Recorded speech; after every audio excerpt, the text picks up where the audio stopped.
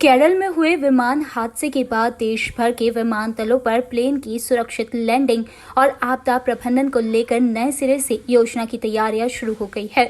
बात इंदौर की करें तो यहां केरल में हुए हादसे के बाद शहर के सांसद शंकर लालवानी विमानतल पर पहुंचे और इंदौर विमानतल की डायरेक्टर आर्यमा सान्याल के साथ रनवे का निरीक्षण किया। इस दौरान ये बात सामने आई कि इंदौर विमानतल पर भी रनवे के आसपास प्लेन की सुरक्षित लैंडिंग के लिए विशेष तैयारियों की जरूरत है। वहीं किसी भी अप्रिय स्थिति के सामने आने पर आपदा प्रबंधन को लेकर भी विशेष इंतजाम किए जाने पर सहमति बनी है। देखिए, जिस प्रकार कल एक हादसा हुआ था और हमने देखा केरल में जो हादसा हुआ था उसको ध्यान में रखते हुए आज इंदौर एयरपोर्ट डायरेक्टर के साथ दौरा किया और इस दौरे में अगर कोई ऐसी इमरजेंसी आती है, इस प्रकार की कोई दुर्घटना होती है तो उसमें क्या क्या ध्यान रखना चाहिए उस बात को लेकर हमने आज दौरा किया। एयरपोर्ट अथॉरिटी के सभी अधिकारी थे, उन्होंने बताया किस प्रकार की क्या आवश्यकता है। खास करके जिस प्रकार से बताया गया कि जब लैंडिंग के बाद जो फ्रंट एरिया है उसमें जो अप्रोच होना चाहिए, अगर कोई इमरजेंसी होती है, जो नाम से कोई इमरजेंसी के बाद 1.5 मिनट के अंदर फायर ब्रिगेड, एम्बुलेंस, पुलिस, ऐसे इमरजेंसी के जो भी चीज़ें हैं वो पहुंचनी चाहिए। तो कहीं ना कहीं हमारे यहाँ अप्रोच उस एंड पे है नहीं, उस गेट पे है नहीं।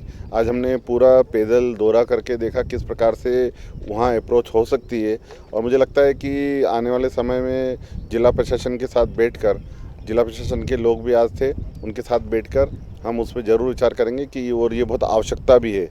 आने वाले दिनों में एयरपोर्ट के एक्सपांशन को लेके भी बात चल रही है कि जब अंतर्राष्ट्रीय फ़्लाइटें चलेगी, बड़े हवाई जहाज़ यहाँ उतरेंगे तो उसके एक्सपांशन को लेके भी सरकार को हमने लिखा है कि रनवे को 750 मीटर बड़ा बनाना है, उसकी भी हमने शासन को लिखा है। और उसके साथ साथ इस फनल एरिया में आने वाले कोई ऐसे हों जिनको बहुमंजिला मकान हो, उसकी परमिशन ना हो, उसके लिए टाउन कंट्री प्लान को भी लिखा है और नगर निगम को भी लिखा है। हमारे रनवे का 07 जो हिंकारगिरी की तरफ का जो अप्रोच एरिया है, क्षेत्र है, वहाँ का कोई पहुँच मार्ग नहीं है।